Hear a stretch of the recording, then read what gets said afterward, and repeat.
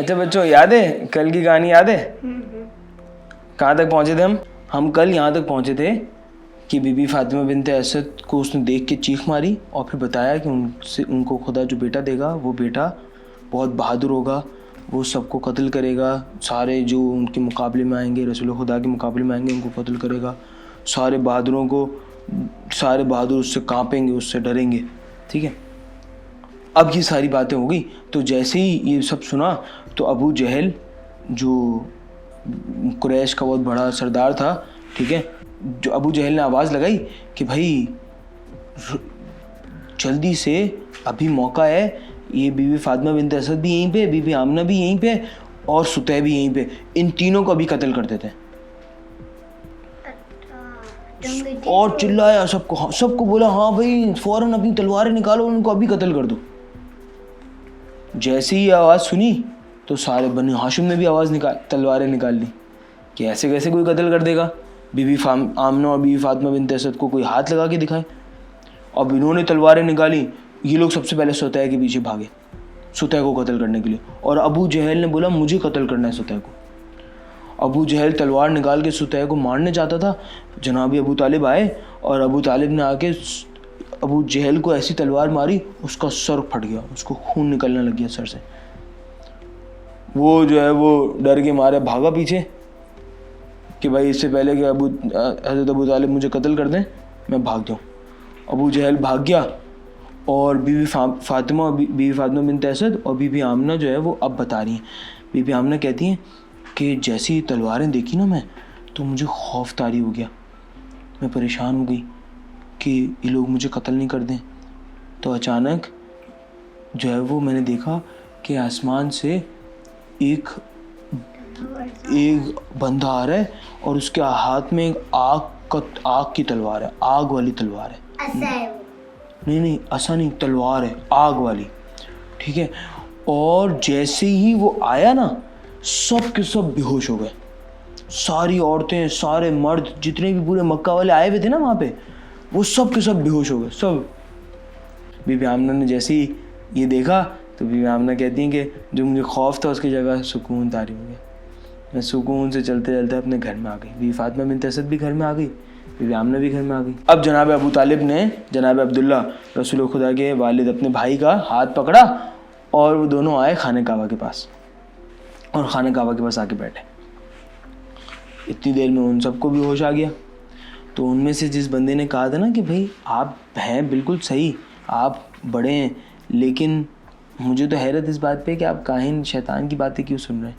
शायद काहिन तो शैतानों की बातें बताते हैं, झूठी बातें बताते हैं। वो आया जनाब अबू तालिब के पास, आके कहने लगा कि वो खुद काहिन नहीं था। नहीं, वो खुद काहिन नहीं था ना, वो तो हज़रत अबू तालिब के मक्का का रहने वाला था और वो कह रहा था कि भाई हम मानते हैं लेकिन काहिनों की बातों में नहीं आया आप, ये बोल रहा था। तो जब उसने काहिन को देख लिया कि वो इतना सच बता रहा है और इतनी सही खबरें दे रहा है, तो उसने आके फ़ौरन कहा कि भाई, उसने जनाब अबू तालिब के पास आया और कहने लगा कि मैंने आपको पहचान लिया और खुदा का शुक्र है कि खुदा ने आपको जो है वो लोगों के शर से बचाया और सबको बता दिया कि आप इतने बाफजीलत हैं, आपके बेटे इतने बाफजीलत होंगे। अब लेकिन जनाब अबू तालिब, एक मसला है, ये सुतै जो है ना, ये जैसी खबरें देता है ना, तो इससे ना कुरैश वालों को आग लग जाती है, हसद में जलन लगते हैं, जलन होती है इनको बहुत।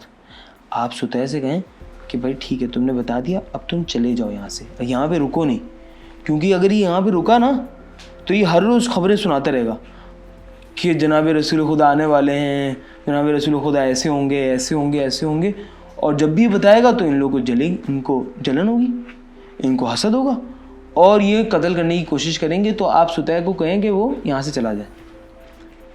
अब जनाब अबू तालिब सुतै के पास आए, बोला हाँ बात सही है। सुतै के पास आए, सुतै से आगे कहा कि भाई देखो तुम जो है ना वो ठीक है तुमने बताया, थैंक यू, लेकिन अब जो है ना वो तुम यहाँ से चले जाओ। उसने बोला कि मैं समझता हूँ आपकी बात कि लोग जो है वो मेरी बातें सुन के जो है वो आपके ऊपर आपको तंग करने की कोशिश कर रहे हैं, तो जो है वो मैं चला जाता हूँ, लेकिन जब रसूल पैदा हो ना तो मेरा सलाम देना उनको और उनको बताना कि देखें मैं तो आया था आपसे मिलने, लेकिन मक्का वालों ने मुझे आपके पास रहने नहीं दिया। और ये बोल के सुतै चला गया। लेकिन सुतै ने जाते जाते एक बात बताई, वही बात जो मोहम्मद ने भी पूछी थी। बोला भाई मैं तो जा रहा हूँ, लेकिन एक औरत भी अभी आने वाली है यहाँ पे। कौन सी औरत? वही ज़रका जो शाम से आने वाली थी। उसने बोला भाई वो शाम से ज़रका आने वाली है, वो भी मेरी वाली बातें करेगी। अभी सुतह गया था और रास्ते में ज़रका मिली बनु हाशिम को। सुतह को छोड़ने गए दूर तक, तो देखा कि दूर से ज़रका आ रही है। ज़रका आई तो ज़रका भी भाई मक्का में बड़ी मशहूर थी, मक्का वाले ज़रका को ही बहुत पसंद करते थे। ज़रका आई और ज़रका ने आके ऐलान किया, मक्का वालों मैं तुम्हें एक खुशखबरी एक खबर सुनाने आई हूँ। बहुत अजीब व गरीब वाक़यात होने वाले हैं तुम्हारे शहर में।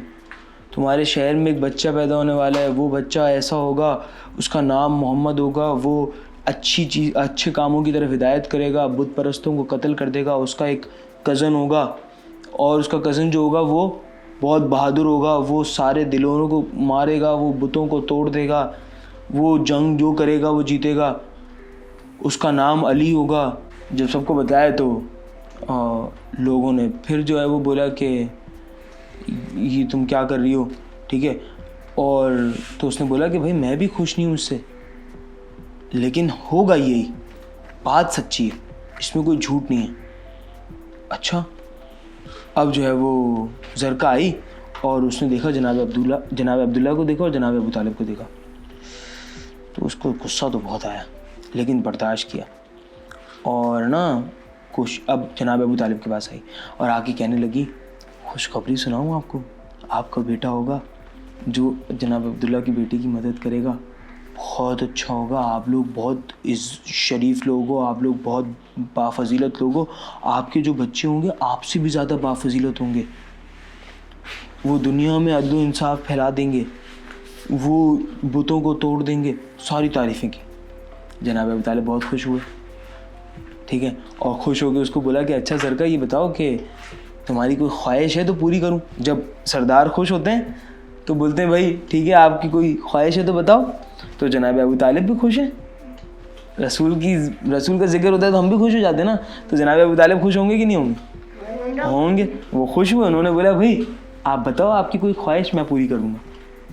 बोला मेरी कोई ख्वाहिश, अब अंदर से तो वो जल रही थी, बोलने लगी नहीं मेरी कोई ख्वाहिश नहीं है, बस मेरी एक ख्वाहिश है कि बीबी आमना को एक मर्तबा देख लूँ, मुझे उनको देखने का बहुत दिल। जनाब अबू तालिब ने बोला ठीक है चलो बीबी आमना के पास। अब जनाब अबू तालिब साथ आए, इसलिए कुछ कर नहीं सकती बीबी आमना को। अंदर आई, बीबी आमना को जैसी देखा तो गुस्से से कांपने लगी, लेकिन छुपा के रखा फिर भी गुस्सा।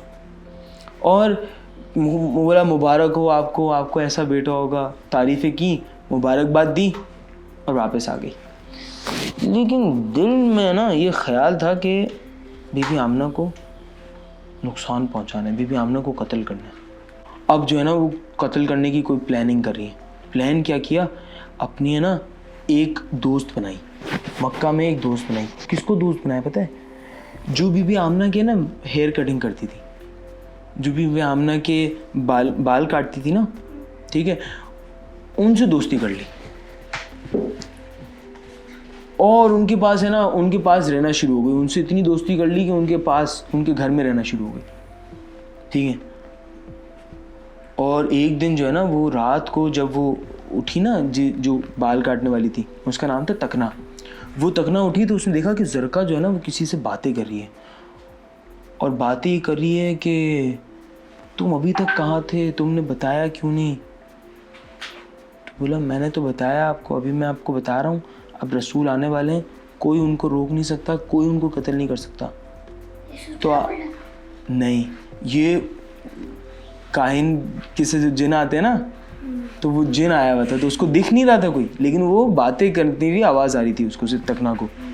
उसने बातें सुनी कि वो कह रहा है कि अब कोई रसूल खुदा को कत्ल नहीं कर सकता, वो आएंगे, आप जो है ना ये ख्याल छोड़ दो। तो ज़रका ने बोला नहीं भाई मैं तो कोशिश करूँगी।